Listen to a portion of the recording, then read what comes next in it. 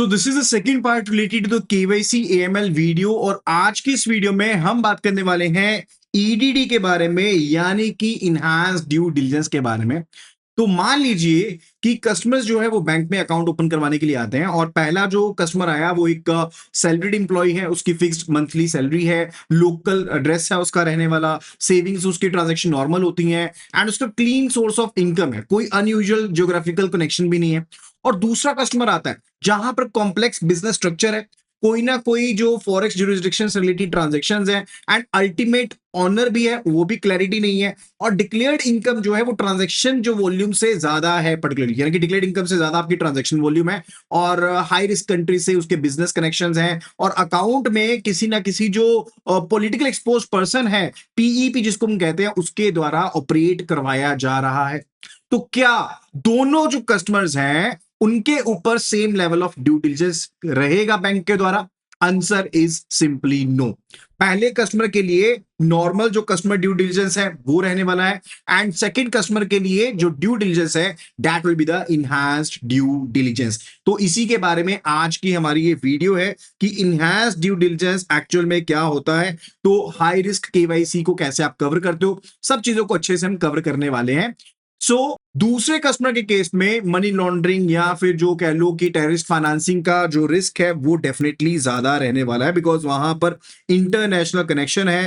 हो सकता है कि उसकी ट्रांजैक्शन जो उसकी डिक्लेयर्ड इनकम से ज्यादा है, तो कोई ना कोई दिक्कत हो सकती है, मनी लॉन्ड्रिंग हो सकती है, टेररिस्ट फाइनेंसिंग हो सकती है। इसलिए बैंक को नॉर्मल सीडीडी से आगे जाकर के जो इंफॉर्मेशन है ज्यादा लेनी पड़ेगी, ज्यादा वेरिफिकेशन करनी पड़ेगी, ज्यादा अप्रूवल एंड ज्यादा मॉनिटरिंग भी करनी पड़ेगी। और इसी सिंगल प्रोसेस को हम कहते हैं इनहांस्ड ड्यू डिलिजेंस। तो ध्यान रखना, इनहांस्ड ड्यू डिलिजेंस किस चीज का नाम होता है।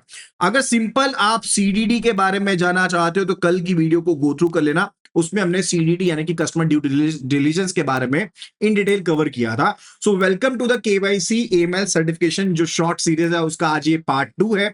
और ईडीडी क्या है वो समझेंगे, सीडीडी और ईडीडी में क्या डिफरेंस होता है, ईडीडी कब अप्लाई करना है, हाई रिस्क कस्टमर कौन होते हैं, sources of funds and sources of wealth क्या क्या होते हैं, पीईपी अकाउंट्स पर स्पेशल रिक्वायरमेंट्स क्या है and non face to face जो ऑन बोर्डिंग है वहां पर मैंडेटरी सेफगार्ड क्या है, और ईडीडी के इंपॉर्टेंट एग्जाम ट्रैप्स जहां पर दिक्कत पड़ती है उसके बारे में जानेंगे। लेकिन उससे पहले अगर आपको केवाईसी एएमएल का कंप्लीट कोर्स चाहिए तो अभी के अभी जाइए हमारी वेबसाइट के ऊपर जो है iibf.store, या फिर आप हमारी एप्लीकेशन डाउनलोड कर सकते हैं फ्रॉम द लिंक iibf.info/app के ऊपर से, where you will getting the all the details. तो आज का रोड मैप जो है मैंने आपको ऑलरेडी बताया, will be learning about CDD versus EDD के ट्रिगर्स क्या है, non face to face account, fund versus wealth and red flags होते हैं, जिसके बेस पर एक प्रॉपर केस स्टडी भी आज की डेट में हम कवर करने वाले हैं। तो सबसे पहले जानते हैं कि ईडीडी का यानी कि इनहांस्ड ड्यू डिलिजेंस का सबसे ज्यादा जो कॉमन मीनिंग है वो क्या रहने वाला है। तो higher money laundering and higher terrorist financing risk वाले जो कस्टमर्स हैं, ट्रांजैक्शंस हैं, जहां पर नॉर्मल सीडीडी से ज्यादा आपको वेरिफिकेशन चाहिए, more verification, more approval, more monitoring is required. And normal CDD के केस में आप सिंपल जो एड्रेस होता है, ऑक्यूपेशन होता है, बिजनेस होता है, वो चीज पूछ लेते हो। लेकिन सिर्फ ईडीडी के केस में बैंक इस इंफॉर्मेशन को कलेक्ट नहीं करता, बैंक डीपर लेवल के ऊपर जो इंफॉर्मेशन है उसको कलेक्ट करने की कोशिश करता है। बैंक ये जानने की कोशिश करता है कि एक्चुअल फाइनेंशियल कैपेसिटी क्या है, फंड्स कहां से आ रहे हैं, कस्टमर की टोटल वेल्थ कैसे बनी, बिजनेस स्ट्रक्चर इतना कॉम्प्लेक्स क्यों है, ट्रांजेक्शन का इकोनॉमिक पर्पस क्या है, और किसी थर्ड पार्टी का कंट्रोल तो नहीं है, यानी कि हिडन कंट्रोल किसी और पार्टी का तो नहीं है, कोई पॉलिटिकल एक्सपोजर, सैंक्शन रिस्क या कोई हाई रिस्क ज्योग्राफी से आप बिलोंग तो नहीं करते हो। तो सिंपली ध्यान में रखना, जो सीडीडी है दैट इज यूनिवर्सल। वो क्या है, वो यूनिवर्सल है, यानी कि सभी के लिए सीडीडी होगा। लेकिन ईडीडी जो है वो रिस्क बेस्ड है, दैट इज रिस्क बेस्ड। तो ईडीडी पूछेगा कि कस्टमर की आइडेंटिटी क्या है, वेल्थ क्या है, ट्रांजैक्शन बिहेवियर क्या है और क्रेडिबिलिटी क्या है। तो क्या हर एक कस्टमर पर ईडीडी होता है? नो, हर एक कस्टमर पर नहीं होता। ईडीडी उन केसेस में की जाती है जहां पर जो प्रोडक्ट है वो रिस्की है, डिलीवरी चैनल, ज्योग्राफिकल एक्सपोजर है या रिस्क कंपैरेटिवली ज्यादा हो, तो आप ईडीडी का इस्तेमाल करते हो। तो सिंपल सी बात जैसे आपको बताई मैंने, EDD is not universal. CDD universal है, ईडीडी यूनिवर्सल नहीं है। हाई रिस्क क्लासिफिकेशन का मतलब ये नहीं होता कि कस्टमर जो है वो क्रिमिनल है। इसका मतलब सिर्फ ये होता है कि बैंक जो है उसके साथ रिलेशनशिप को मैनेज करने के लिए एडिशनल प्रिकॉशंस लेगा। That's the case. अब डिफरेंस समझो कि सीडीडी एंड ईडीडी के बीच में डिफरेंस क्या होता है, राइट? तो सीडीडी के केस में आप आइडेंटिटी को क्या करते हो, we do establish the identity. दूसरी चीज, आप ओवीडीज लेते हो, यानी कि जो ऑफिशियल वैलिड डॉक्यूमेंट्स होते हैं उनको वेरीफाई करते हो। You do verify the address verification करते हो। पैन कार्ड या फिर जो फॉर्म 60 है वो ऑब्टेन करते हैं एंड उसके बिजनेस या ऑक्यूपेशन को समझते हैं। बेनिफिशियल ओनर को हम आइडेंटिफाई करते हैं। एक्सपेक्टेड जो ट्रांजेक्शन होती है वो समझते हैं, यानी कि पर्पस ऑफ रिलेशनशिप क्या उसको समझा जाता है। लेकिन ईडीडी के केस में higher checks are there, higher transparency is to be maintained. Additional documents लिए जाते हैं। You ask for the additional documents कि भाई ये बताओ क्या सोर्स है, इंडिपेंडेंट सोर्स से वेरिफिकेशन भी करते हो, सोर्सेज ऑफ फंड पूछते हो, वेल्थ पूछते हो एंड आप सीनियर से अप्रूवल भी ले सकते हो, सीनियर मैनेजमेंट से अप्रूवल लिया जा सकता है। ट्रांजैक्शंस की फ्रीक्वेंसी और उसकी इंटेंसिटी की मॉनिटरिंग करते हो। लोअर बेसिकली आप बेसिक लेवल थ्रेशोल्ड कम रखते हो, जहां पर थ्रेशोल्ड नॉर्मल केस में लेट्स से ज्यादा है, जहां पर आपके पास एक एक्सपोज्ड पर्सन है, जहां पर रिस्क ज्यादा हो सकता है, जहां पर एएमएल का रिस्क है। कौन सा रिस्क है? एएमएल का, यानी कि मनी लॉन्ड्रिंग का रिस्क है, जहां पर टेररिज्म फाइनेंसिंग का रिस्क है, क्रॉस बॉर्डर ट्रांजैक्शन में रिस्क ज्यादा होता है, वो रिस्क है। तो डेफिनेटली आप वहां पर एहतियात भी ज्यादा बरतते हो। तो ईडीडी कब अप्लाई हो सकता है? तो एक फिक्स्ड लिस्ट नहीं रखना, आपको रिस्क फैक्टर्स को समझना है। अगर वो रिस्क फैक्टर समझ लिए तो आप क्लियर कर जाओगे। ये वो रिस्क फैक्टर्स है। सबसे पहला रिस्क फैक्टर है कि कस्टमर अगर हाई रिस्क कैटेगरी से है तो बैंक अपने बोर्ड अप्रूव्ड केवाईसी पॉलिसी के अकॉर्डिंग जो रिस्क कैटेगराइजेशन है वो करेगा। कस्टमर की आइडेंटिटी, उसका सोशल स्टेटस, फाइनेंशियल स्टेटस, उसका ऑक्यूपेशन, बिजनेस, प्रोडक्ट और सर्विस का टाइप क्या है, डिलीवरी चैनल क्या है, कैश ट्रांजैक्शन क्या है, वायर ट्रांसफर, ये सब चीजें वो देखता है। ठीक है। एंड जब combined risk assessment high risk के ऊपर हो तो आप ईडीडी मेजर को फॉलो करोगे। सेकंड है रिलेटेड टू पीईपी कनेक्शन, यानी कि पॉलिटिकली एक्सपोज्ड पर्सन, यानी कि ऐसा इंडिविजुअल जिन्हें किसी फॉरेन कंट्री के द्वारा लेट्स से किसी पब्लिक फंक्शन इंटरेस्ट किए गए हैं, या कोई हेड ऑफ स्टेट है, हेड ऑफ गवर्नमेंट है, सीनियर पॉलिटिशियन है, या फिर सीनियर गवर्नमेंट ऑफिशियल है, या जुडिशियल ऑफिशियल है, मिलिट्री ऑफिशियल है, तो उनको हम क्या कहते हैं? We say to be the politically exposed person. Indian banking KYC framework में आप पीईपी रिलेशनशिप में एस्टेब्लिश करना प्रोहिबिटेड नहीं है, लेकिन सीडीडी की जगह पर आप स्पेशल कंडीशंस जो है उनको अप्लाई करते हो। तो पीईपी अकाउंट के लिए कुछ एक अलग से रिक्वायरमेंट होती हैं, जैसे आपको एप्रोप्रिएट रिस्क मैनेजमेंट जो सिस्टम है वो मेंटेन करना पड़ेगा। कस्टमर का सोर्स ऑफ फंड्स क्या है, सोर्स ऑफ वेल्थ क्या है, उसको स्टैब्लिश करना पड़ेगा। जो अकाउंट ओपनिंग है, राइट, उसके लिए आपको सीनियर मैनेजमेंट का अप्रूवल लेना पड़ेगा। अकाउंट को बेसिकली इनहांस्ड आपको वे में मॉनिटरिंग करनी पड़ेगी। एग्जिस्टिंग कस्टमर अगर बाद में पीईपी बन जाए तो रिलेशनशिप कंटिन्यू करने के लिए आपको सीनियर मैनेजमेंट का अप्रूवल भी लेना पड़ेगा। ठीक है। अब बेसिकली इन चीजों के ऊपर ये ध्यान रखो, अगर कोई पर्सन खुद पीईपी है उसके ऊपर तो ये चीजें लागू होंगी होंगी, उनके जो रिलेटिव्स हैं, उनकी जो फैमिली है, उनके ऊपर भी ये रेगुलेशंस लागू होने वाली है, राइट। फिर बात आती है about the third part, that's a non face to face on boarding, यानी कि ओटीपी बेस्ड अकाउंट होते हैं ना, तो उसके केस में जब कस्टमर फिजिकली बैंक ऑफिशियल से नहीं मिलता और अकाउंट जो है वो CKYCR के थ्रू, डिजी लॉकर के थ्रू, इक्विवेलेंट ई डॉक्यूमेंट के थ्रू, या जो सर्टिफाइड ओवीडी कॉपी है उनके थ्रू, या रिमोट मेथड के थ्रू अकाउंट ओपन करता है, तो वहां पर रिस्क है कि डॉक्यूमेंट फोर्ज्ड हो सकते हैं, नकली डॉक्यूमेंट हो सकते हैं, आइडेंटिटी थेफ्ट का रिस्क हो सकता है, या फिर इम्पर्सोनेशन का रिस्क हो सकता है कि ए पर्सन बी पर्सन बनने की कोशिश करेगा। इसलिए आरबीआई के फ्रेमवर्क में ऐसे जो non face to face accounts होते हैं उनके लिए ऑन बोर्डिंग करने के लिए ईडीडी करना पड़ेगा। एंड वहां पर आप कौन सी चीजें करते हो? You go for VCIP, video जो कस्टमर आप मेंटेनेंस करते हो, वीसीआईपी को फॉलो करते हो, तो एक basically live secure and consent based audio video interaction होता है। ठीक है। ऑडियो वीडियो इंटरेक्शन होता है, उसके लिए आप वीसीआईपी को फॉलो करते हो। कस्टमर की लाइव प्रेजेंस को ये चीज वेरीफाई करता है, फेशियल आइडेंटिटी को मैच करता है, डॉक्यूमेंट को वेरीफाई करता है। ठीक है। एंड कस्टमर की लाइवनेस को चेक करता है। ठीक है। तो ये चीजें वीसीआईपी को फॉलो करते हैं for the face to face customer identification process, यानी कि वीडियो कस्टमर आइडेंटिफिकेशन प्रोसेस, इसको कहते हैं VCIP।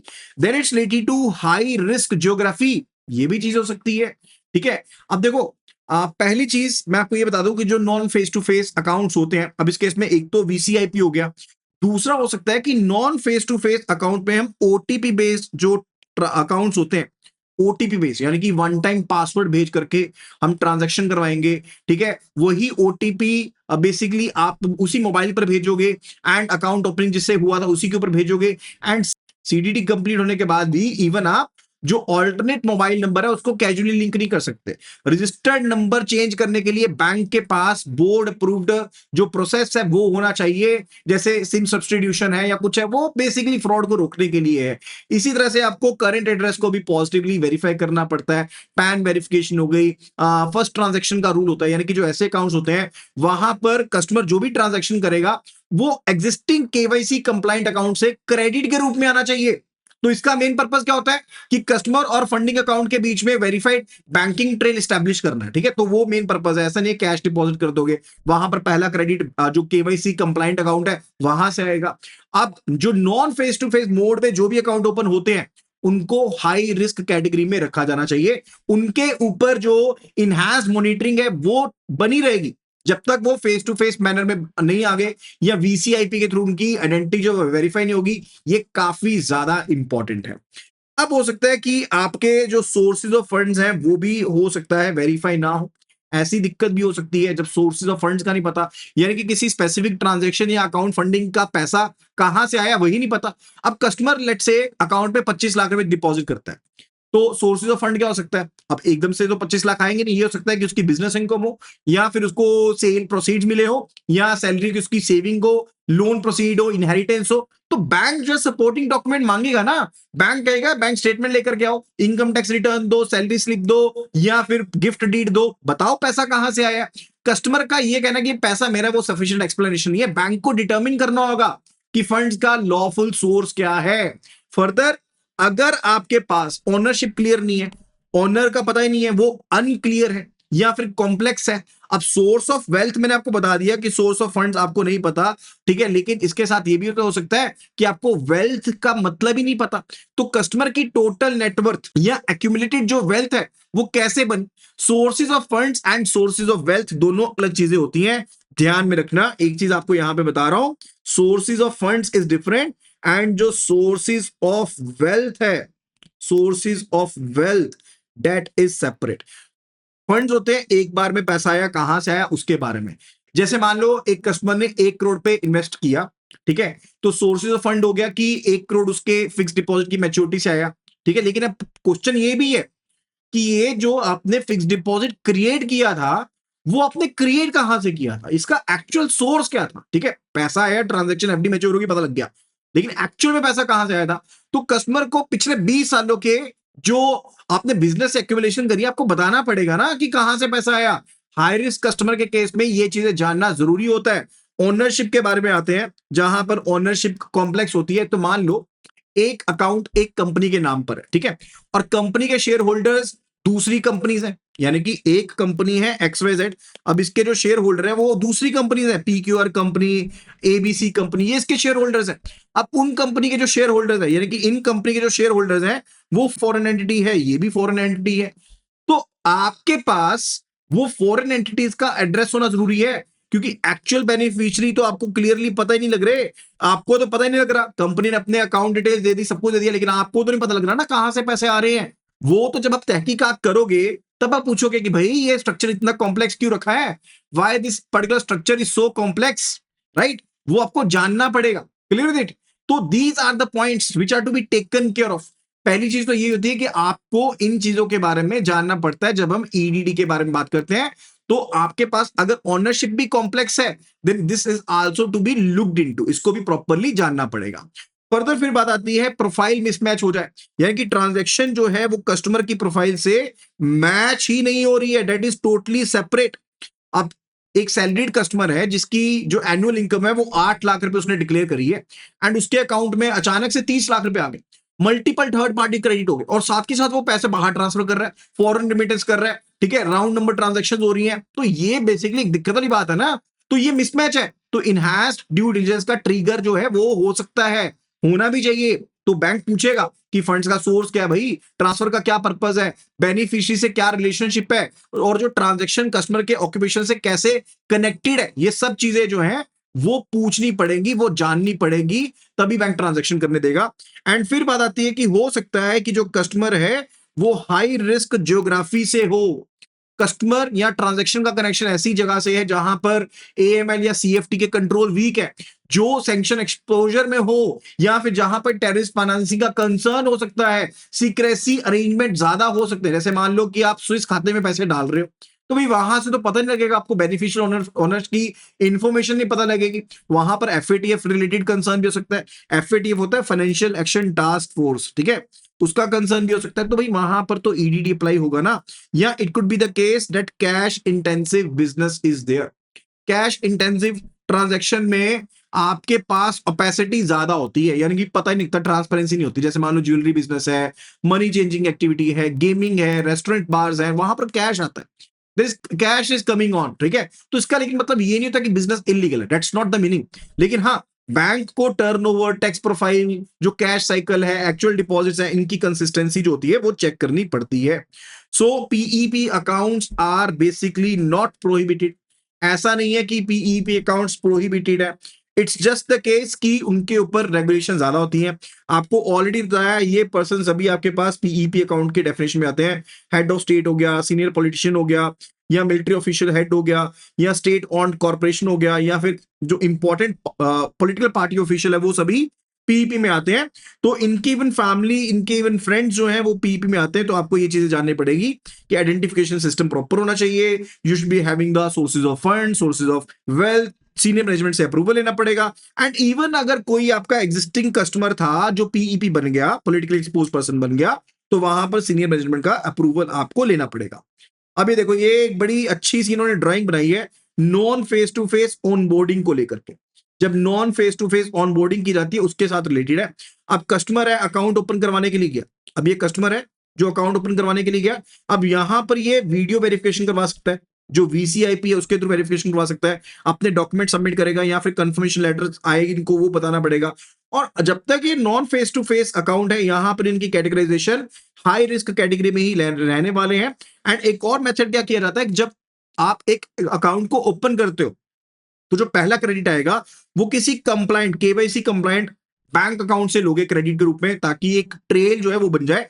एंड फर्दर आपके पास ट्रांजैक्शन क्या होती है, ओटीपी बेस्ड सिक्योरिटी। कोई भी आपकी ट्रांजैक्शन होगी जो रजिस्ट्रेशन के टाइम पर मोबाइल था, उसी के ऊपर ओटीपी आएगा जिसके थ्रू रजिस्ट्रेशन जो है वो होगी। एंड फर्दर ये वाला जो पॉइंट था, ये क्वाइट दिस इज इंपॉर्टेंट, हम सेम ही समझ लेते हैं सोर्सेज ऑफ फंड को, सोर्सेज ऑफ वेल्थ को। ऑलरेडी मैंने आपको कवर करवा दिया है कि अगर आपने प्रॉपर्टी सेल करी वो एक ट्रांजैक्शन का कारण बन सकता है। लेकिन जो सोर्सेज ऑफ वेल्थ है वो होता है कि भाई ये पूंजी इकट्ठी कैसे हुई। आपको एग्जांपल दी ना 1 करोड़ वाली, तो वो पूंजी आपके पास इकट्ठी कैसे हुई, ठीक है। तो जो सोर्सेज ऑफ फंड है that's related to one transaction, लेकिन सोर्सेज ऑफ वेल्थ है that's related to total financial story, कि पैसा आया कहां से है, ठीक है। इसी तरह से मैंने आपको ये बताया था कॉम्प्लेक्स ओनरशिप स्ट्रक्चर हो सकता है कि कस्टमर जो है वो एक कंपनी है, एंड फर्दर वो आगे आपके पास पैसे जमा करवाने, अब वहां पर होल्डिंग भी एक शेयर होल्डिंग भी कंपनी की है, ठीक है। एंड फर्दर यहां पर ये एंटिटीज है एंड इसमें इन्होंने पैसे इन्वेस्ट करे हैं, तो अल्टीमेट जो बेनिफिशियल ओनर है उसका पता नहीं लग रहा, we are not getting to know कि कहां से पैसा आ रहा है। तो वहां पर पूछना पड़ेगा भाई इतना कॉम्प्लेक्स स्ट्रक्चर क्यों बनाया गया। तो हाई रिस्क जो एक्सपोजर एरियाज है that could be like geography हो सकती है हाई रिस्क, जहां पर आपके केवाईसी एएमएल के जो कंट्रोल्स है वो वीक है, सिक्रेसी रिस्क है, या हो सकता है ट्रस्ट एनपीओ से रिलेटेड भी हो सकता है। ट्रस्ट एनपीओ का मतलब क्या होता है, एनपीओ होती है नॉन प्रॉफिट ऑर्गेनाइजेशन। तो ट्रस्ट एंड जो नॉन प्रॉफिट ऑर्गेनाइजेशन होती है वहां पर भी बैंक को वेरीफाई करना पड़ेगा कि ऑर्गेनाइजेशन का जेन्युइन पर्पस क्या है, इसके ट्रस्टी कौन है, ऑथराइज सिग्नेटरी कौन है, डोनर्स का पैटर्न क्या है, बेनिफिशियरीज कौन है, फंड्स को कैसे इस्तेमाल किया जा रहा है। चैरिटेबल पर्पस अकाउंट है तो उसको ऑटोमेटिकली हम लो रिस्क अकाउंट नहीं बना सकते, ठीक है। वहां पर आपको ये चीज समझ होती है, जाननी पड़ेगी, देखनी पड़ेगी, ठीक है। तो जहां पर भी हाई रिस्क है उसका मतलब ये नहीं होता कि वो criminal, it's just the case कि आपको स्ट्रॉन्गर वेरिफिकेशन करनी पड़ेगी, स्ट्रॉन्गर मॉनिटरिंग जो है वो करनी पड़ेगी।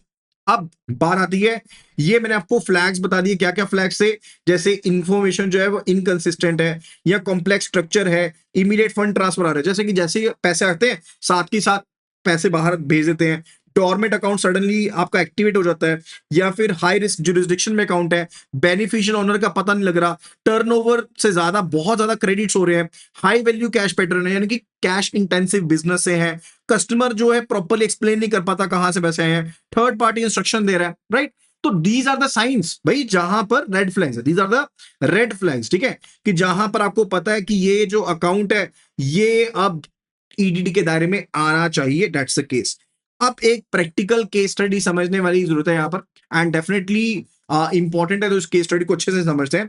तो आईटी कंसल्टेंसी अकाउंट है, ट्रांजैक्शन पैटर्न जो है वो मैच नहीं कर रहा, transaction pattern is not matching. तो एक कस्टमर है प्राइवेट लिमिटेड कंपनी का, वो अकाउंट अपना ओपन करवाता है, बिजनेस वो बताता है कि उसका आईटी कंसल्टेंसी का बिजनेस है, उसने ये बताया, एंड एक्सपेक्टेड मंथली टर्नओवर उसने कितनी बताई, उसने बताई ये वाली टर्नओवर, ध्यान से समझना, यहाँ पर मार्क कर रहा हूँ, एक्सपेक्टेड टर्नओवर बताई 10 लाख रुपए महीने की उसकी टर्नओवर है।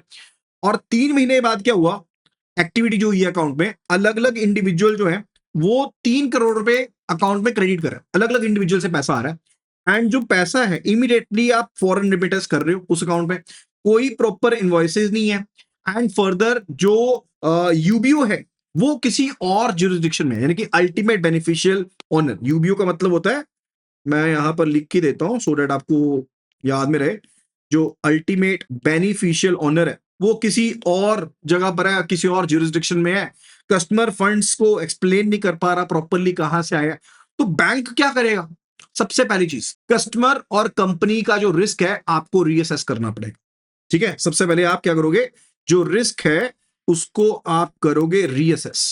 दूसरी चीज, जो बिजनेस एक्टिविटी है एंड ट्रांजैक्शंस है उनका पर्पस आपको वेरीफाई करना पड़ेगा, यानी कि बिजनेस एक्टिविटी एंड ट्रांजैक्शंस का जो पर्पस है वो आप करोगे verify, that should be the second step. Third है सोर्सेज ऑफ फंड्स के बारे में पूछो, सोर्सेज ऑफ वेल्थ के बारे में पूछो, जो अल्टीमेट बेनिफिशियल ओनर है उसके बारे में पूछो कि अल्टीमेट बेनिफिशियल ओनर है उसको आइडेंटिफाई करो। इनवॉइसेस, अग्रीमेंट्स, जो डॉक्यूमेंट्स है वो लो, इनवॉइसेस लो, अग्रीमेंट लो, जीएसटी रिटर्न लो, फाइनेंशियल स्टेटमेंट्स लो, एंड जो फॉरेन आपके बेनिफिशियरीज हैं जिनको आप बाहर पैसे भेज रहे हो उनका भी रिस्क एग्जामिन करना पड़ेगा, एंड उसकी प्रॉपर मॉनिटरिंग, इनहांस्ड मॉनिटरिंग करनी पड़ेगी, और साथ के साथ उसको रिपोर्ट कर दो एसटीआर में। एसटीआर होती है सस्पिशियस ट्रांजैक्शन रिपोर्ट। कमेंट्स में जल्दी से बताओ एसटीआर के केस में आपको फाइलिंग कितने दिन के अंदर अंदर करनी होती है उसके बारे में बताओ। एंड फर्दर ये जो रिस्क होता है ना इसको क्या कहते हैं, we say to be tipping off risk, what we say to be tipping off risk इसको कहते हैं, ठीक है। अब ईडीडी में डॉक्यूमेंटेशन बहुत ज्यादा इंपॉर्टेंट होती है, इस चीज को ध्यान में रखना। ईडीडी के केस में जो डॉक्यूमेंटेशन है that is very much mandatory. Compliance में सिर्फ और सिर्फ डिसीजन सही होना मैंडेटरी नहीं होता, आपको प्रॉपरली ये बताना भी पड़ता है, बैंक को पेश करना पड़ेगा कि ये डिसीजन क्यों लिया, किस बेसिस के ऊपर लिया, तो क्या रिस्क फैक्टर आपने आइडेंटिफाई किए, एडिशनल इंफॉर्मेशन क्या ली, डॉक्यूमेंट्स को कैसे वेरीफाई किया, सोर्सेज ऑफ फंड्स का क्या कंक्लूजन निकाला, वेल्थ का क्या कंक्लूजन निकाला, बेनिफिशियल ओनर का कैसे एनालिसिस किया, अप्रूवल डिटेल्स क्या थी, सब चीजें आपको चेक करनी पड़ेगी। ध्यान रखना, अगर आपने ड्यू डिलिजेंस को, इन द केस अगर आपने जो ड्यू डिलिजेंस करी है ना, अगर आप उसको प्रॉपरली डॉक्यूमेंट नहीं कर पा रहे हो तो बहुत डिफिकल्ट हो जाएगा इस चीज को प्रूव करना कि आपने कुछ किया है, ठीक है। तो ये सब चीजें हैं, और मेन चीजें जहां पे गलतियां करते हैं हम एग्जाम में कि ईडीडी हर एक कस्टमर पर मैंडेटरी नहीं होता, that is not the case, and high risk customer criminal नहीं होता, पीईपी अकाउंट प्रोहिबिटेड नहीं है, एसओएफ एंड एसओडब्ल्यू सेम नहीं है, वीसीआईपी हमेशा हाई रिस्क होता है, गलत। देखो compliant VCIP is basically equal to face equivalent, तो वो वीसीआईपी अगर कंप्लायंट है तो वो हाई रिस्क नहीं होता। EDD is equal to STR filing, no, STR जो होती है वो सस्पिशन पर होती है, ये नहीं है कि जो ईडीडी में आ गया उसको एसटीआर में कर दो, no that's not the case, ठीक है। तो ये था आज की वीडियो के बारे में, आई होप कि आपको ये चीजें क्लियर हुई होंगी, एंड ये यहां पर थोड़ा सा मैंने रिवीजन पैटर्न रखा आपके लिए so that you can be making sure कि याद कैसे करना है। तो आप याद रखिएगा कि हायर रिस्क कस्टमर या ट्रांजैक्शन जो होता है उसके ऊपर नॉर्मल सीडीडी से ज्यादा आपको इंटेंसिव वेरिफिकेशन जो है वो करनी पड़ेगी, you will be asking for the documents, क्योंकि कॉम्प्लेक्सिटी एग्जिस्ट कर रही है, एंड अगर सब कुछ सही है तो सही है, फिर कोई इश्यूज वाली बात यहां पर नहीं होती है। तो ईडीडी कोई एडिशनल पेपर वर्क नहीं है, ईडीडी एडिशनल अंडरस्टैंडिंग है कि आप रिस्क को अच्छे से समझते हो। अब अगली वीडियो बहुत ज्यादा इंपॉर्टेंट होने वाली है, क्योंकि अगली वीडियो में हम बात करने वाले हैं बीओ के बारे में, यानी कि बेनिफिशियल ओनर के बारे में इन डिटेल। तो जल्दी से चैनल को सब्सक्राइब कर लो, क्योंकि इसमें हम कंपनी, पार्टनरशिप फर्म, ट्रस्ट जो अनइनकॉर्पोरेटेड एसोसिएशन है, उनके जो अपडेटेड ओनरशिप थ्रेशोल्ड है उसको एग्जांपल के साथ समझेंगे। तो कंप्लीट केवाईसी एएमएल जो सर्टिफिकेशन कोर्स है वो अवेलेबल है, उनका जो अपडेटेड मटेरियल है वो भी अवेलेबल है, इनके updated test series is available. तो जल्दी से जल्दी हमारी एप्लीकेशन डाउनलोड कर लो from the link irbf.info/app। And अगर किसी तरह का डाउट है and if you want to receive the daily updates तो व्हाट्सएप कर दो केवाईसी एएमएल लिख करके to the number 8360944207, right. And learning session के सर्टिफिकेशन चैनल को सब्सक्राइब करो और केवाईसी एएमएल की सीरीज को अब शुरू से आप कंप्लीट कर लो ताकि पूरे के पूरे डाउट्स आपके क्लियर हो जाए। So that be all, thank you so much and see you again in the next video. Happy learning.